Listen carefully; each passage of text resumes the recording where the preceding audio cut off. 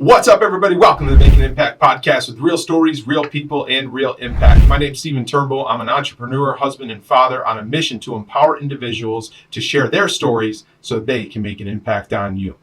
Man, am I excited for today. I'm a little hungry after today's episode, to be honest with you. We've got Ben Fehlner, who is the co-owner of the Clinton Cider Mill, a place that I grew up. We talked about the incredible tradition that his parents have built, taken over back in 1927 to where he is now today running it, and just some really exciting stuff that's coming down the line for the Clinton Cider Mill, not just for Clinton, but for the Mohawk Valley and community. So I'm super excited for you to learn more. Without further ado, on to Ben Fehlner.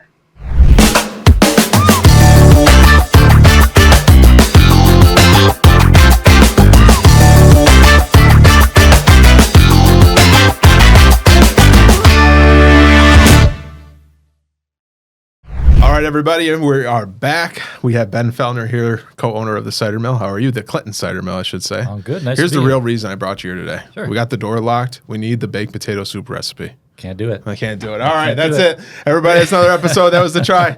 Oh, man. It's funny how many people call or email and say, oh, it was so great. I love this. I love that. Can you give me the recipe? And I'm thinking, why would I give you the recipe? Right. Just yeah. come back and get That's some right. more. Come on back. Come on back. I really appreciate you being here. Sure. Clinton boy myself, born and raised.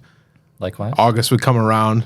What is everybody in Clinton? Cider Mill's opening, baby. The Cider Mill's open. So we want to get into that story. Sure. We were talking a little bit before we got started, but I want to dive into your story. Tell me, where you were born and raised, your story that got you to co-owning it with your father, and we can talk about everything in the business. This is my favorite part of the Clinton Cider Mill story. I'm also a Clinton native, born there, raised there my whole life. Went off to Boston to college, and while I was at college, I'm not sure if you know this because you would have been quite young, but the family that owned the cider mill since the late 1800s and moved it to Clinton in 1927 built the building, moved the press there, and then operated it for 75 years, kind of just didn't have the generational interest in moving forward. So they put it up for sale. No takers. And the only offer that was really legit at the time was the school wanted to buy it, knock it down, and expand the parking lot. And my parents got wind of that. And my parents, just so that you have some reference, John and Mimi Fehlner, had been running businesses since almost out of high school. My father worked at his father's business in high school, and I think between the two of them, they've got over 100 years of business experience and over a dozen different businesses, but decided, look, we can't let this landmark fall. We can't let what's been a tradition for 75 years disappear. They had no experience in the business, but just experience with business. And they called up the owner and threw them an offer and said, let's see what we can do. Bought it the year I graduated from college in 1997. And very slowly over the next almost 25 years, built it up to what it is today. Wow. Yeah. So they bought it in 97. Yeah. And that was when you were graduating college? I just gotten out of college and no interest in coming back to be a part of it, but was happy to see them do something with it. I was living out in Boston, renovating historic homes, happy to see them do it, happy to come back and visit and get some things. They had donuts, but not until their second year, I think their second season. Every season they would add new products and new things. So then I moved back here with my wife and two children in 2004, and my daughter started kindergarten. I started just helping out on the weekends, and then little by little, year by year, helping out on more than the weekends, helping out on the weekdays, helping out in the off season. And I guess it was 4 years ago now, quit my other full-time job to focus 100% of my effort on kind of the generational transfer from them to me eventually. Very cool. Yeah. Now, okay, so I'm forgetting when did you say they bought it again? They bought it in 97. So the original owners moved it to Clinton in 1927? 1927, yeah. And the building was purposely built for the press that they had. It's a press from the 1880s. It's a Monarch Machinery Company cider press. We don't have the precise year, but I've done like some Google patent searches, and it's 1880 something, I think, when the press itself was built. Rumor has it the Monarch Machinery Company is still in business in New York City. They don't make cider presses anymore, but it's a really wild machine, growing up looking at it. And it's still the way that we make 100% of our juice. Wow. Yeah, we've made some modernizations over the years. If a part breaks, you got to manufacture a new one on your own. You can't buy them. Yeah. We did make, I think the biggest significant change we made to the process was during the pandemic in 2020. We had to sequester the press itself in a room and remove part of the old wooden elevator that ground up the apples, because that was right in the middle of the floor. Everyone could see it and kind of be around it.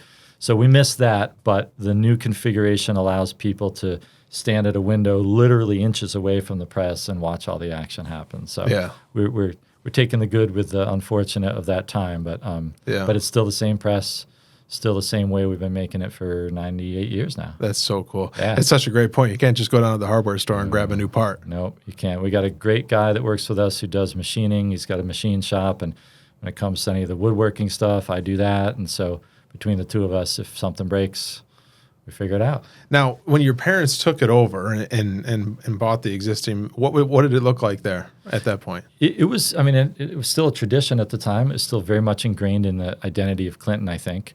But it was just kind of a little scaled back from what it is now. The Wentworth family had operated it since the 1800s, and they did a lot of cider. They did a lot of apples.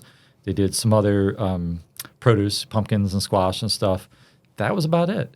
But it was a meeting place for people. And Sure. back in the days before kind of more corporate regulation, you could just bring in apples you collected off the ground in your yard, and they'd squeeze them and put them in a barrel for you and hand them back to you in juice form. And that's just kind of the way it went.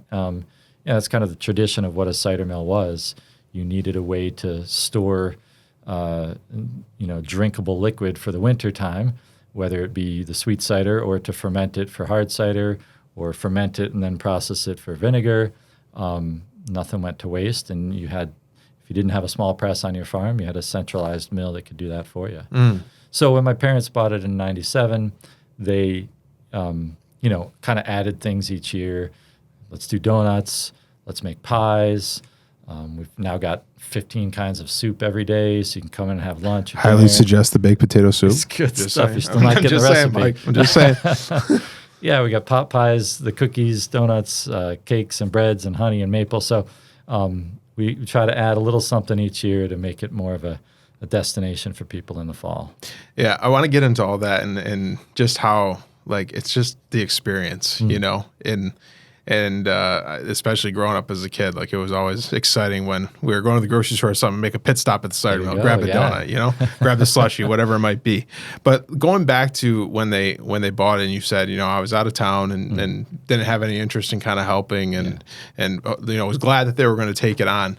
Was there anything in the back of your mind of maybe I'll be taking that over someday, or is that time where it was really just the evolution of I was working part-time, I started working more, and then I got rid of the full-time job and dove head first? Yeah, so at the time when they bought it, like I said, just graduated. I had a great job working on construction out in the Boston area.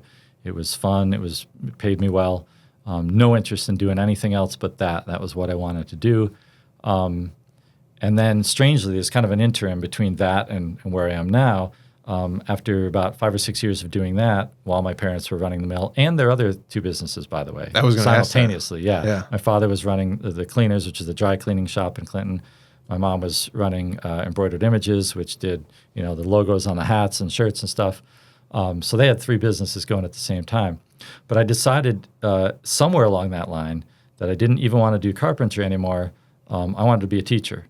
So I went and got a master's degree out in Boston and became a middle school English teacher, and which was fantastic.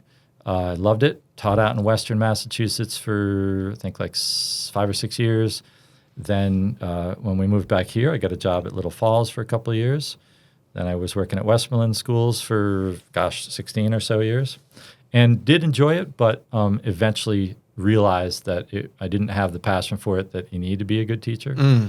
Kids don't deserve teachers who aren't full, 100%, and that more and more I was excited about going to the mill every day. So it became clear to me that I needed to make the move in order to maximize what I could learn from my parents and maximize kind of the ease of, getting as much of their knowledge as I can while they're still with us. Sure. And so that's what I did, and it's been a great decision. So looking It was back, a slow decision, and at the time that they bought it, no interest at all. yeah, Yeah. yeah. And we were just talking with Mike here about growing up in the community and going off. You went off to Boston and had this plan. I enjoyed what I was doing and moving back. Talk to us about that process, and because you think about community in this area, like Clinton is you think about Clinton, and I'm not just saying that because we're some 3 Clintonians sitting in this room, but think about tight knit community, Main Street. everybody knows each other, all that type of thing, and the cider mill fits in that perfectly, right? What was the main reasoning for moving back at that time, especially without taking it over, being in mind? The joke answer is free babysitting. There right? you go. I got a 6-month-old now. I you can appreciate understand. that. You do, yeah. Shout out, Mom. Appreciate you. Yeah, it gets easier, and then it gets much harder, and then it gets easier. Just a tip from a guy whose youngest is 21 now. So that's the joke answer, but the real answer is that exactly, it's community. We lived in Western Massachusetts when we first had our kids, and it was a wonderful community out there. It's a beautiful part of the country, but it didn't feel, the connections weren't there. There's something about when you lay down roots, when you're raised in a place and you've been there for the first 18 years of your life, you get to know, I could close my eyes and picture every single street and every alley in between every building in that little town. And it's not just Clinton. I mean, the greater community here we have in the Mohawk Valley it's a beautiful place to live. Absolutely. It really is. And I've traveled all over the place and seen some great places, but I always, when I'm somewhere else, I'm always feeling like, man, we're lucky where we are. We really are. Yeah. Yeah. And now, as the co-owner of the Clinton Cider Mill, which is a staple in the community, like you said, not just in Clinton and beyond, what does that mean for you to be the leader of something like that means so much to people in the community? It was daunting at first, I'll be honest with you. The transition has been amazing. I'm going to get a little serious for a minute here and going to go a little slow. So when I quit teaching 4 years ago or so, the plan was to take as much time as I could to learn as much from my parents. Between the two of them, over 100 years of business experience. Working every day with Mom and Dad was perfect, just wonderful. And I shouldn't say perfect. It wasn't always perfect, but it was wonderful. Yeah. And the best education I could get in figuring out what it means to run a business and to be a member of a community that a business is involved in. Last year was tough. My mother last February was diagnosed with pancreatic cancer, and she was not able to be at the mill at all last fall. Neither was my father. He was taking care of her. And we lost her last December. And that was a huge blow. And it has been very difficult this year to kind of go back there and be there. Sure. It's still wonderful. I still love working with my dad every day. It's amazing. But we miss her every day. Sure. And it's hard, but it's also an honor to carry her legacy forward in terms of being an ambassador to the community. She was always the first one to greet people at the door, to smile, to say hello, to know everybody's name, which is hard. Yeah. It's not something I'm naturally good at, so I'm really trying to step that up because she knew everybody. Every baby that came in there, she knew its name, how old it was, what that child's parents did. It was like inspiring. So sure. It's been hard, but it's been a real kind of a quest for me to live up to her example. That's a beautiful tribute. Yeah. I appreciate you sharing that. Thank you. What I wanted to get into too is the little behind the scenes of how you guys make it happen. And because I think of myself, I said my office is on William Street, so I love this time of year because I'm sitting there about noon working away like, I don't have any lunch, but you know what I have is a baked potato calling my name right about now and a nice powdered donut and ready to go. But, everybody, it's that experience we talked about going, whether you grew up going there and now maybe, now I'm going with my 6-month-old and bringing your kids and all that. But talk to us about the prep and everything behind it, because you said you have all these pies. You got the rack of donuts behind you, the slushies, the soups that are waiting. It's not something where you just unlock the door and you're ready to go. It's not. But I'll tell you this, and I think a lot of people who own their own business can appreciate this. If you're going to be successful at a business, you have to love what you do, and you have to feel like when you're there, it's not work. It's hard, it's labor, but it doesn't feel like work. You know, I've done jobs where I felt like I get up in the morning, I don't really want to go. Yeah. But I'm up every morning and I'm at the mill usually by 5:30 or 6 to turn things on and get things started. Go back home, get some breakfast, a couple cups of coffee, go back in. My mom used to say, you know, if you want to be the boss, you work real hard 40 hours a week for 20 years so that you can become the boss and work 80 hours a week. And it's not a lie. No, it's not. What it takes to make all that stuff happen is a couple things. First of all, I think you always have to focus on the community. You know, your customers are the reason you're there, you know? So the community is so fantastic and supportive of us. We're always trying to be responsive and trying to be connect with them and figure out what it is that makes them happy, baked potato soup, and what it is they want more of and what it is that it didn't quite work. It's also a strange thing to run a seasonal business. So agriculture is a really interesting beast. And you know, I grew up on a farm. We had chickens and pigs, but no retail end of that. And agriculture is tricky, man. Cannot treat our farmers nice enough. We need to be really, really working hard to support our farmers in this country, because holy moly, those guys work all the time. No matter how big their yield is, they still got to do the same amount of work. You can spend hours and hours every day caring for those trees and pruning them and spraying for insects and mowing underneath them and making sure they're healthy. And you get one bad frost and the blossoms are gone and you lose 80% of your crop. Yeah. And there's nothing you can do about that but do it all over again and hope for better next year. Yeah.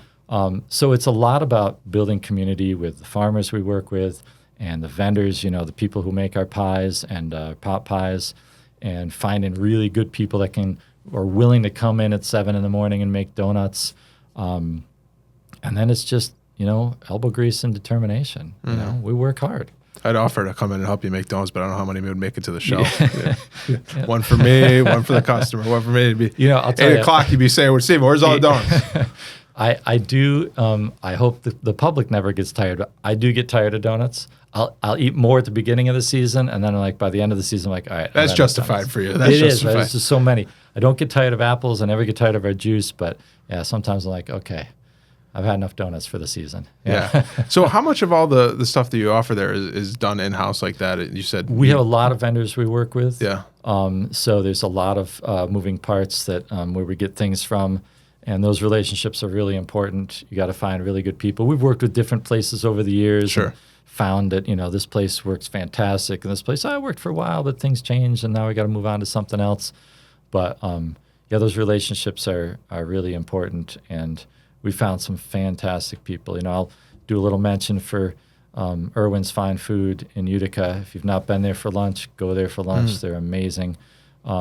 She makes all of our pot pies, most of our fruit pies, a lot of our soups, just unbelievable work that she does. And that was a really good find when we found her. That partnership just instantly blossomed, and we do so much with her now. It's fantastic. Yeah. I think that's an interesting part of business that people don't think about is your partners and, you know, in your case, vendors. Yeah. And even if it's unofficial partner, like, you know, Mike that's sitting here, he always loves, by the way, when I call him out. We're working on getting him a camera. See him shaking his head over there? He always loves it. But like, none of this that we're doing here would not be possible without him. Right. You know what I mean? Yeah. And like I'm the one that's on the camera this way, you're on the camera that way, but nothing would be possible without him. Right. And he's a partner in this journey. And like when you're starting a business, working through a business, when you start taking over a business that you aren't expected to do, I don't think people think about enough of like, what's the team of people that's going to help me pull this off? Yeah. You know, because you can't do it all yourself. You can't. And I've got 24 people working for me right now. Wow. And they're not all there at once. Sure. But, you know, I've got, and it goes everywhere from, and that's not including vendors, but that's everyone from my 2 bakers all the way down to, you know, the 15-year-old high school sophomores that are washing dishes for us. Yeah. And every single one of them is fantastic. We've been very lucky over the years. I don't know if it's because people like what we do or it's just dumb luck, but we've had some really fantastic young people that have worked for us. And I don't know that a lot of people are willing to hire young people. You're taking a chance because Sure. you don't know. It's oftentimes their first job they've ever had. Yeah. They're scared. They're nervous. They don't know what they can and can't do and how hard they work. They might have, they have to do the dishes at home every other day or something as a household chore, but it's untested, So, but we take a chance on them, and we've been really lucky. It's really rewarding, and maybe part of that is my history as a teacher, working Sure. with young kids. But when we find a good high school kid that works hard and just loves being there, it's fantastic. Yeah. we That's love fantastic. that. In fact, a little anecdote I'll tell you. Yeah. One of the guys that we have working with us, who's behind the counter for us, he's been with us for, 6, 7 more years. His first job when he's 60-something now. When he was 16 years old in high school, he worked for my father Really? at the cleaners. Yeah. That's so cool. Making deliveries and stuff. Yeah. So it's people who work for us, when they work out, we love them, and oftentimes they love us and they keep coming back, which is great. I think that's so incredible because you talk about you mentioned giving them a chance and this and that, but you're making on the Make an Impact podcast, you're making an incredible impact on their life to be able to give them the chance and show them what work means and show them what working hard means and how to earn money and all that stuff from a young age. Like that's so important. I haven't shared this on the show. My first job, I was a dishwasher for Pat O'Connor for Movable Feast, There you the go. large catering Yeah. company. And he catered my cousin's graduation party. Okay. I was turning 16 the next month. And I was like, my mom was like, oh, yeah, good job, right? So I went up to him at the graduation party. I said, hey, are you hiring? And he's like, sure. He's like, you want to start tomorrow? I No said, kidding. okay. He said, yeah, we got a wedding. You can be a dishwasher and, it's easy to Nice. train you. Great. Okay. And I remember and he does all over the place, right? Oh, yeah. We did a wedding in Blue Mountain Lake. And I was 15, almost 16 at the time. I got there at 8 a.m. and we didn't get back till 2 a.m. the next day. Nice. And I remember my mom was like, we're not doing this. But I was, and to me, probably loved it, right? what, Yeah. I make $200 that day? I was Yeah, loaded. it's a big and I'm deal. like, oh, but I think back to that. And I worked there for almost 6 years, I think. No kidding. Because I went to MV locally and I worked and I started helping prepping the See? food. Yep. But I learned what it was like to actually work and earn a paycheck and put hard work in. And, to me, I was like, that's great. I'll go 8 a.m. to 2 a.m. I'm going to make all this money. I'm loaded, great, but what was it? It was Pat O'Connor giving me an opportunity. Exactly. And that instilled in me what going away to college, what I needed to do to work well in college and what I needed to do to work in my professional career now.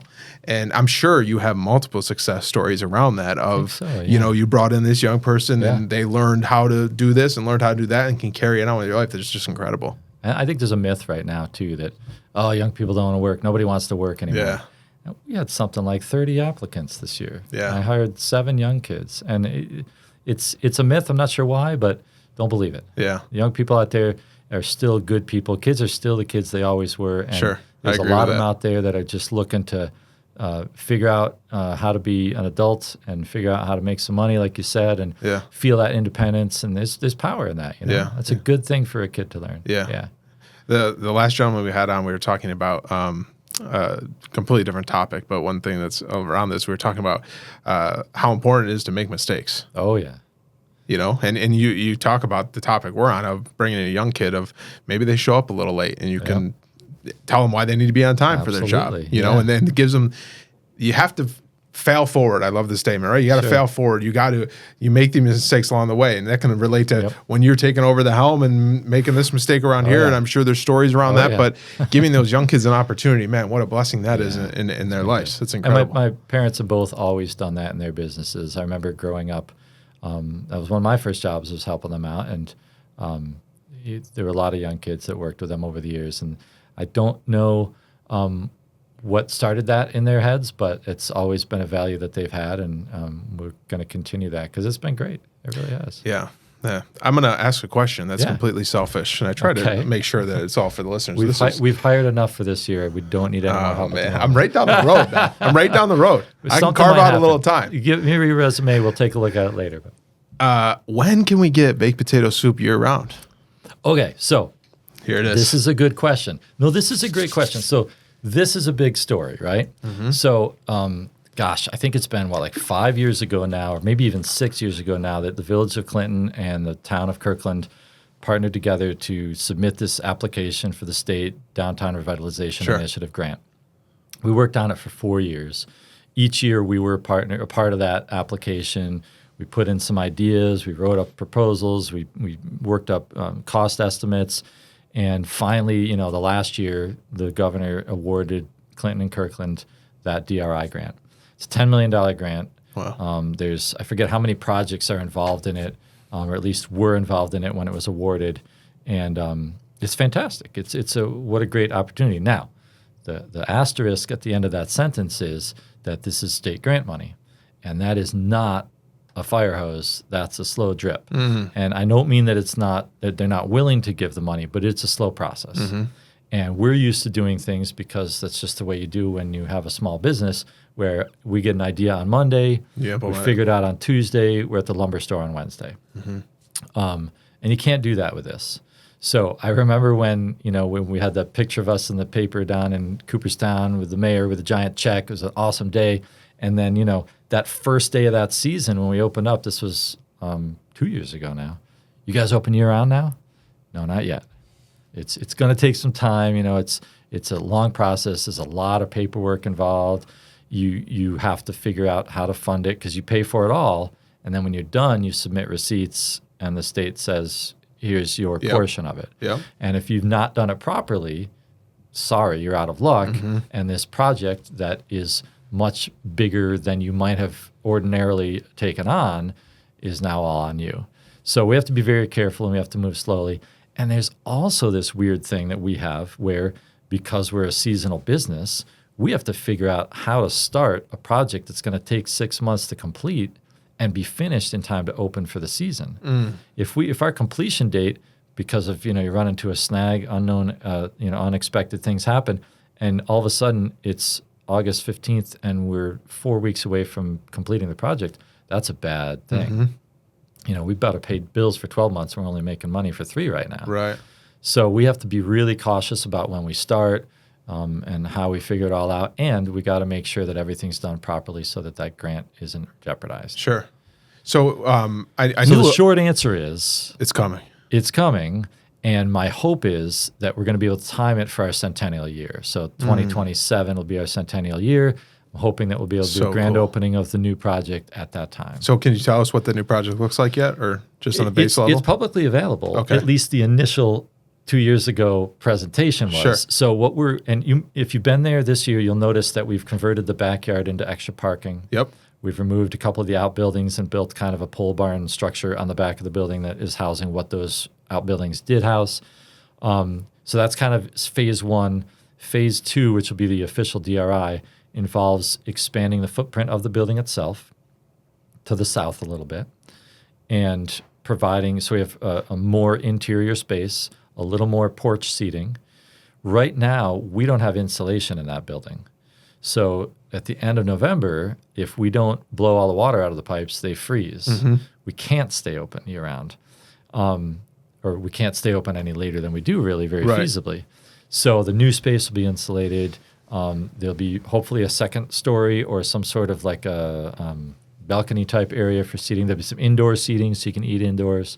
And it'll be climate controlled so we can expand our season a little further into the winter and hopefully a little further into the summer as well. Mm-hmm. That's a little trickier because apples don't ripen any earlier. We got to wait till Yeah, that was going to be my next question. September. Is there? I imagine there is, but challenges around the product of making it a year-round thing. So we will have to make more when we can, and freeze it. Cider freezes really well.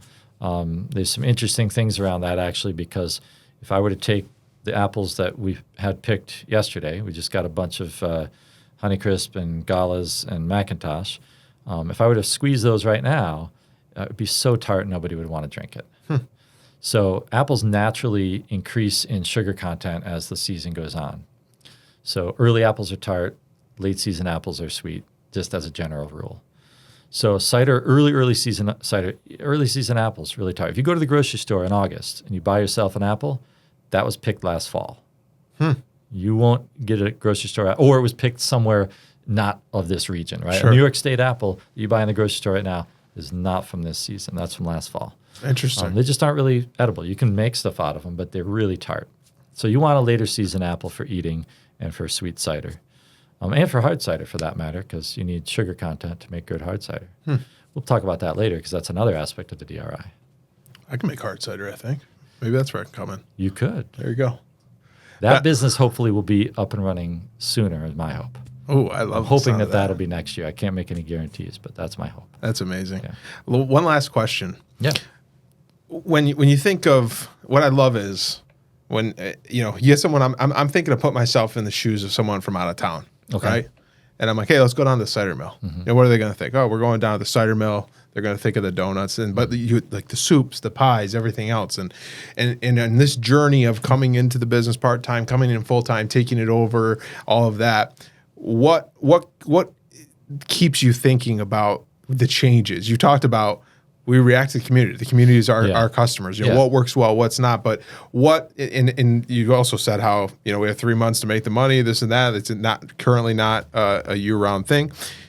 How does that planning phase look of what we're going to add next year, what we might remove? How do we do this different? Take us behind the scenes a little bit on that. Yeah, so Dad and I spend a lot of time in the off season researching, going places, talking about things, looking at vendors.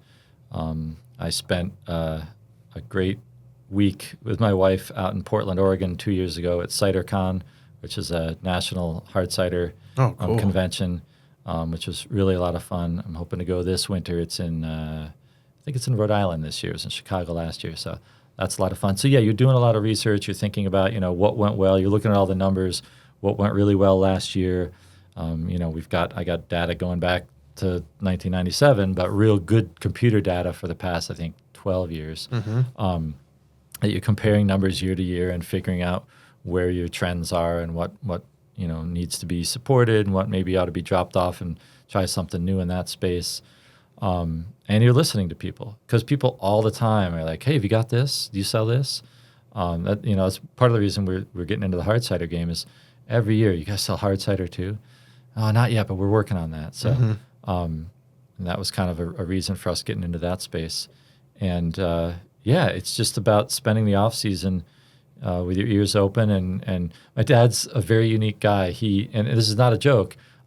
Will come to work in the morning and say, so I couldn't sleep it last night. And I was up at 3 a.m. and I just decided I had this idea. I wake up from a dream and have an idea. And it's an insane idea. And it's too insane. But, Mom used to always be so good at figuring out how to bring that idea down to reality without telling him, no, we can't do that. It would be, all right, well, what's the reasonable way of doing this? But yeah, he'll come to work with these just fantastic ideas, just kind of left field ideas. And, there's always something good in there. Yeah. He's just naturally good at that. And so it's just about thinking and, you're kind of always living at the mill in some form or other, even if it's just up here, you're always there and kind of figuring out what can we do next. So cool. Yeah, you can't sit still. We got to wrap this up, but this was a great conversation. I appreciate you taking us behind the scenes and coming in. I know it's your busy season too, so I appreciate you taking the time to join us. Last minute spiel and pitch for just people. I hope there's not people out there that haven't been, but if there's people that are listening and they're sitting at the computer screen right now or listening while they're driving and saying, where's that baked potato soup? Yeah. Tell us how to get in touch with you and watch everything's going on. Sure. We're at 28 Elm Street in Clinton, right next to the tennis courts of the high school. We are open 7 days a week or more, I like to say. 10 a.m. to 6 p.m. Monday through Saturday, 10 to 5 on Sundays. You can order online at clintoncidermill.com. We also have 2 spaces that we rent out Airbnb style to college families that are coming into town. Oh, cool. I didn't know that. Yeah. We got 15 kinds of soup every day, at least a dozen different types of pot pies, fruit pies. It's just, and the bottom line is just come. It's a place where people come to have a good time. Yeah, absolutely. You sit there, enjoy some good food, sit on the porch, enjoy each other's company, and just enjoy the neighborhood, the community that we live in. Absolutely. Yeah. Thank you again for making the time. Appreciate it. Everybody, that's another episode of the Make an Impact podcast. Until next time, go out there, lead with purpose, and make an impact in someone's life today, even if that's your own. My name's Stephen Turnbull. We'll see you next week. Take care.